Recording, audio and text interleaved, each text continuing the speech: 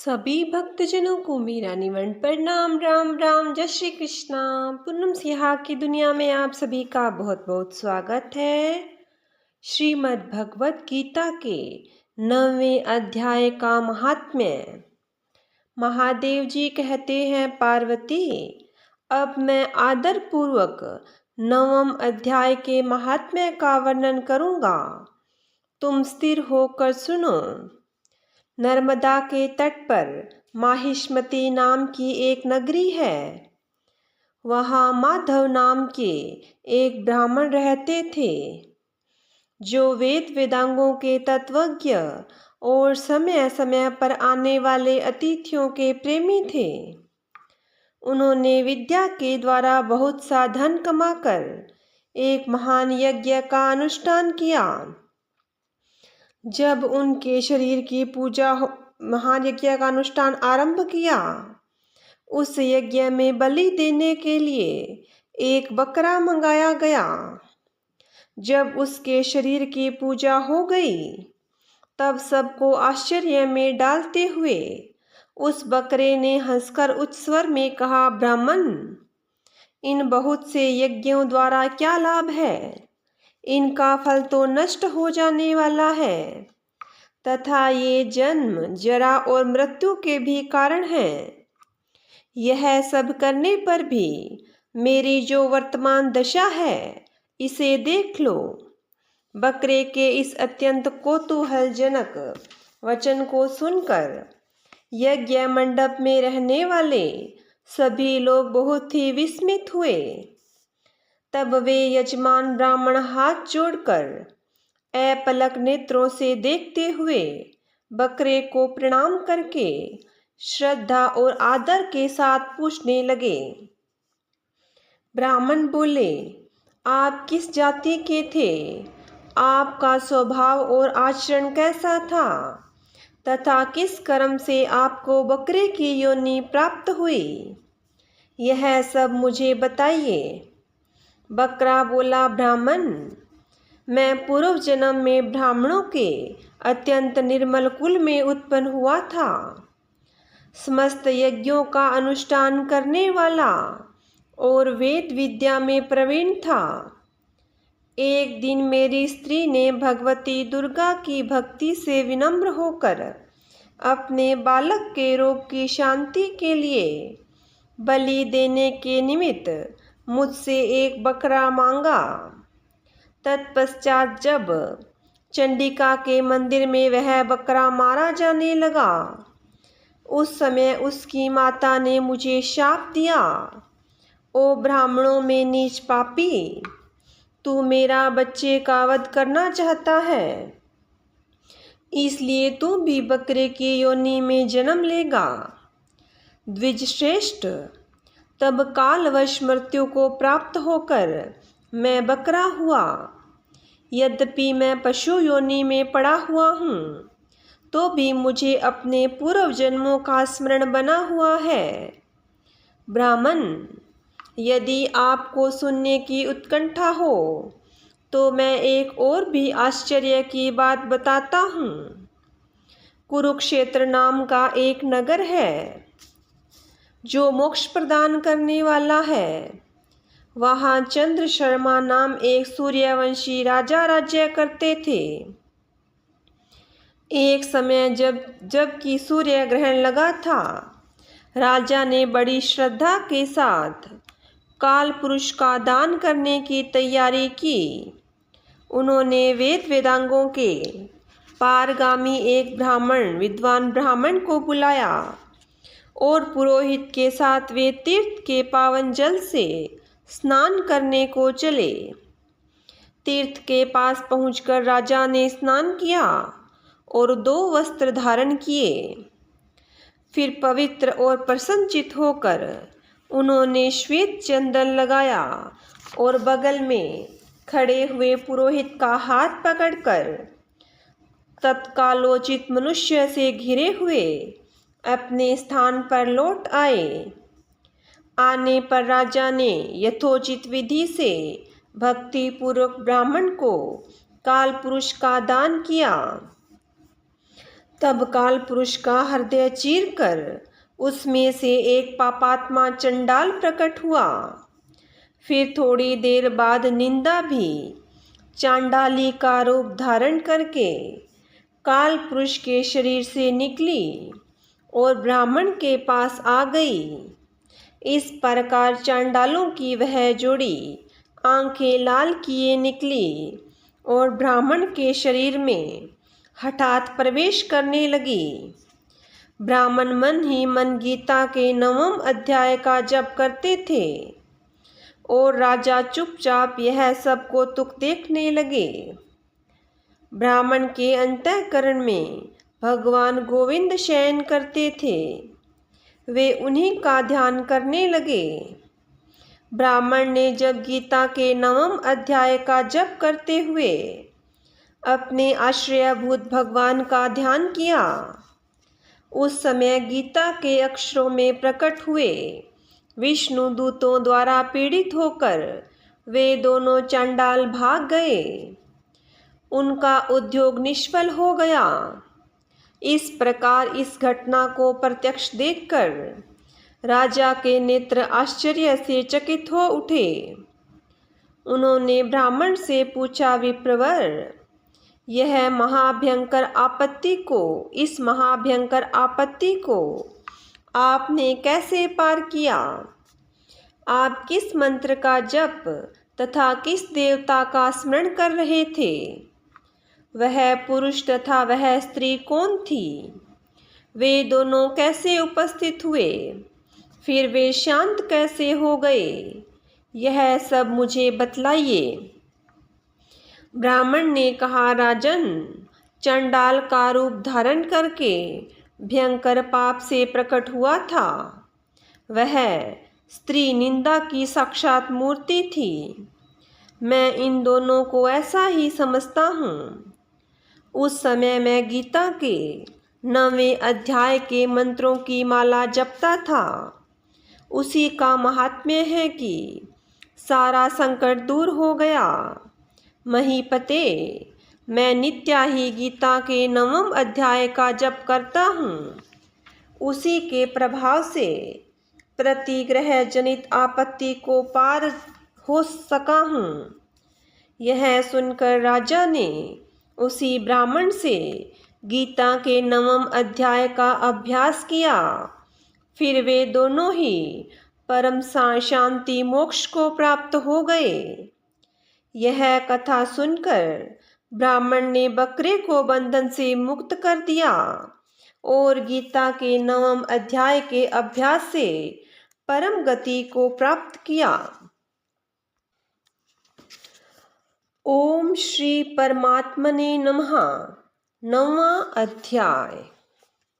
उसके उपरांत श्री कृष्ण भगवान बोले, हे अर्जुन, तुझ दोष दृष्टि रहित भक्त के लिए इस परम गोपनीय ज्ञान को रहस्य के सहित कहूँगा कि जिसको जानकर तू दुख रूप संसार से मुक्त हो जाएगा।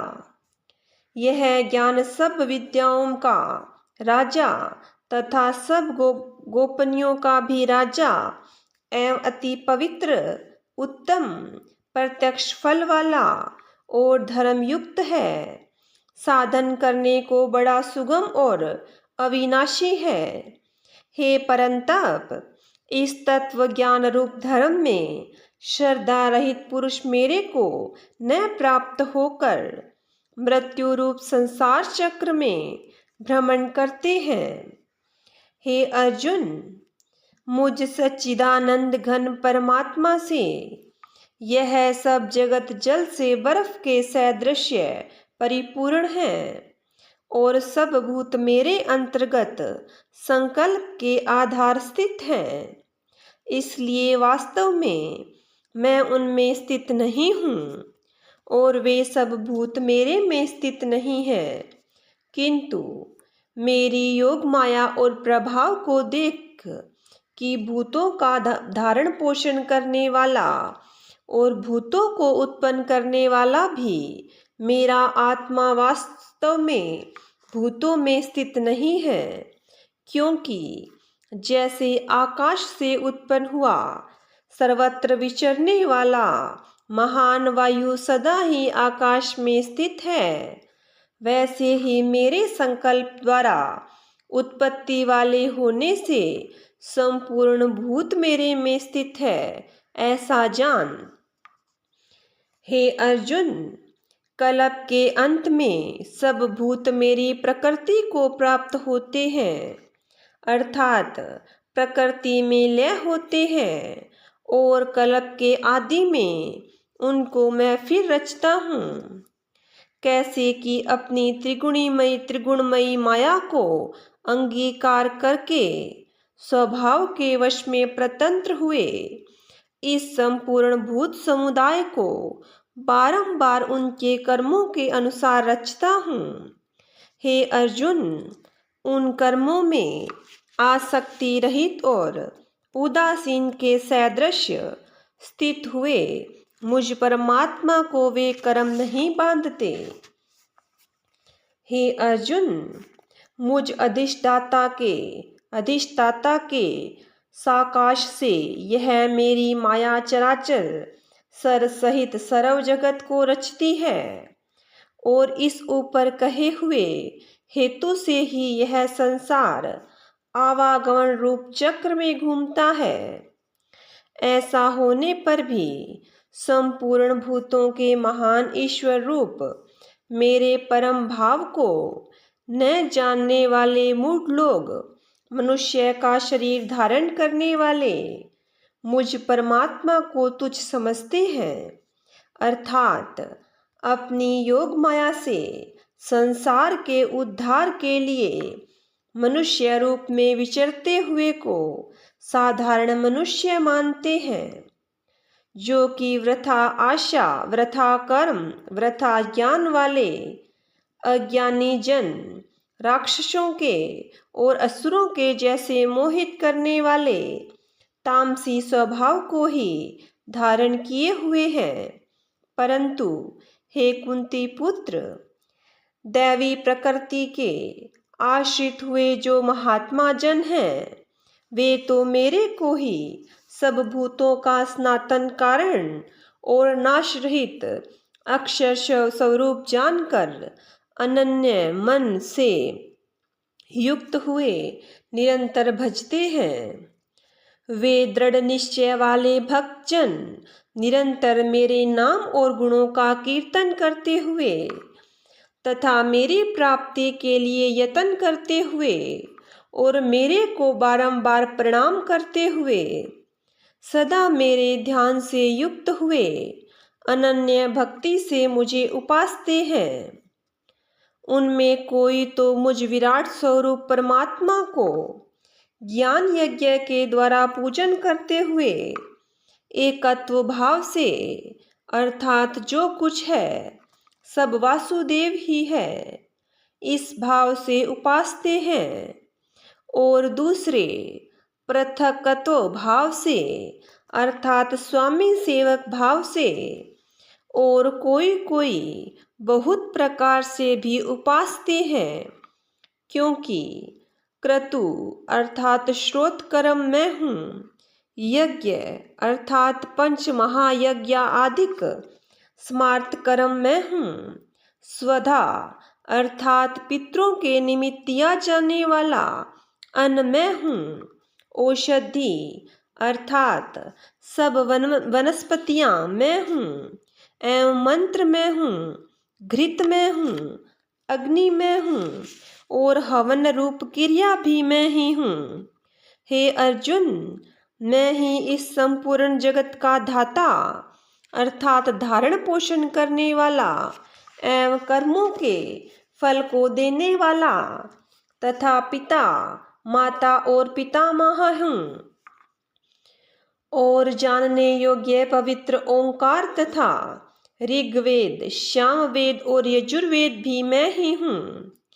हे अर्जुन, प्राप्त होने योग्य तथा भरण पोषण करने वाला, सबका स्वामी, शुभ अशुभ को देखने वाला, सबका वासस्थान और शरण लेने योग्य तथा प्रति उपकार न चाहकर हित करने वाला और उत्पत्ति, प्रलय रूप तथा सबका आधार, निधान और अविनाशी कारण भी मैं ही हूँ।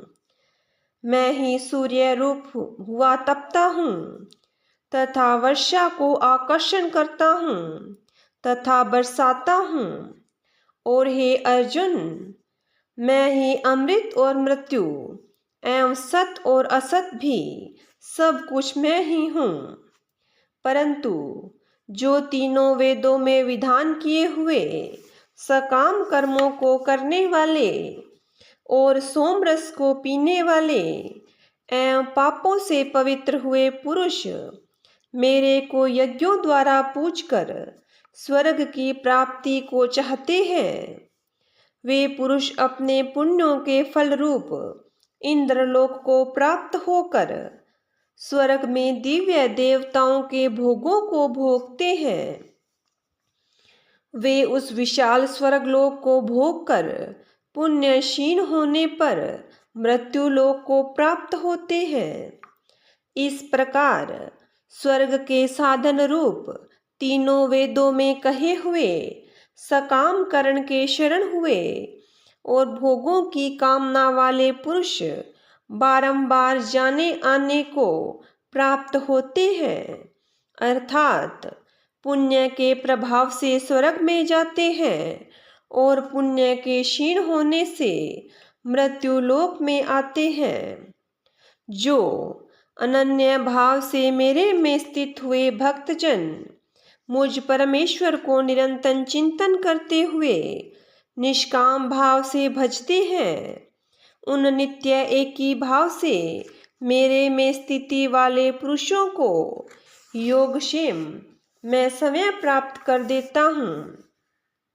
हे अर्जुन, यद्यपि श्रद्धा से युक्त हुए जो सकामी भक्त दूसरे देवताओं को पूजते हैं, वे भी मेरे को ही पूजते हैं, किंतु उनका वह पूजना अविधि पूर्वक है, अर्थात अज्ञान पूर्वक है, क्योंकि संपूर्ण यज्ञों का भोक्ता और स्वामी भी मैं ही हूँ।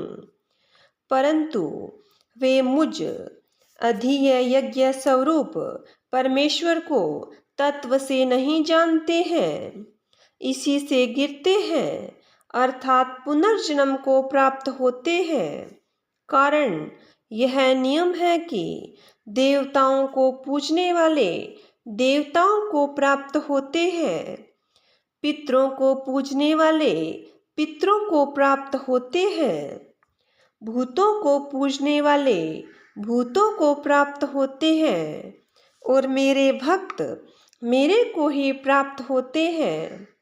इसलिए मेरे भक्तों का पुनर्जन्म नहीं होता।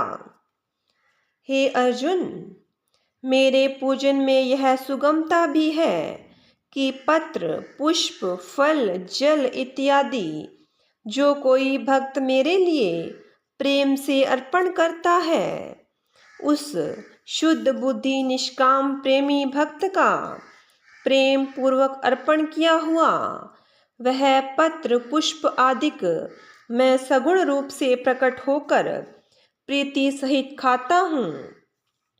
इसलिए हे अर्जुन, तू जो कुछ कर्म करता है, जो कुछ खाता है, जो कुछ हवन करता है, जो कुछ दान देता है, जो कुछ स्वाधर्माचरण रूप तप करता है, वह सब मेरे अर्पण कर। इस प्रकार कर्मों को मेरे अर्पण करने रूप संन्यास योग से युक्त हुए मन वाला तू शुभाशुभ फल रूप कर्म बंधन से मुक्त हो जाएगा और उनमें मुक्त हुआ मेरे को ही प्राप्त होवेगा। यद्यपि मैं सब भूतों में समभाव से व्यापक हूँ, न कोई मेरा अप्रिय है और न प्रिय है, परंतु जो भक्त मेरे को प्रेम से भजते हैं, वे मेरे में और मैं भी उनमें प्रत्यक्ष प्रकट हूँ। मेरी भक्ति का और भी प्रभाव सुन। यदि कोई अतिशय दुराचारी भी अनन्य भाव से मेरा भक्त हुआ मेरे को निरंतर भजता है, वह साधु ही मानने योग्य है, क्योंकि वह यथार्थ निश्चय वाला है, अर्थात उसमें भली प्रकार निश्चय कर लिया है कि परमेश्वर के भजन के समान अन्य कुछ भी नहीं है।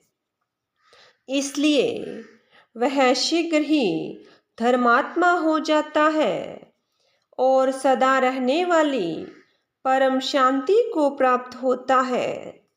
हे अर्जुन, तू निश्चय पूर्वक सत्य जान की मेरा भक्त नष्ट नहीं होता, क्योंकि हे अर्जुन, स्त्री, वैश्य और शूद्र आदिक तथा पाप योनियों वाले भी जो कोई होवे, वे भी मेरे शरण होकर तो परम गति को ही प्राप्त होते हैं। फिर क्या कहना है कि पुण्यशील ब्राह्मण जन तथा राजऋषि भक्तजन परम गति को प्राप्त होते हैं। इसलिए तुम सुख रहित और क्षणभंगुर इस मनुष्य शरीर को प्राप्त होकर निरंतर मेरा ही भजन कर, अर्थात मनुष्य शरीर बड़ा दुर्लभ है, परंतु है नाशवान और सुख रहित। इसलिए काल का भरोसा न करके तथा अज्ञान से सुख रूप भासने वाले विषय भोगों में न फंसकर निरंतर मेरा ही भजन कर।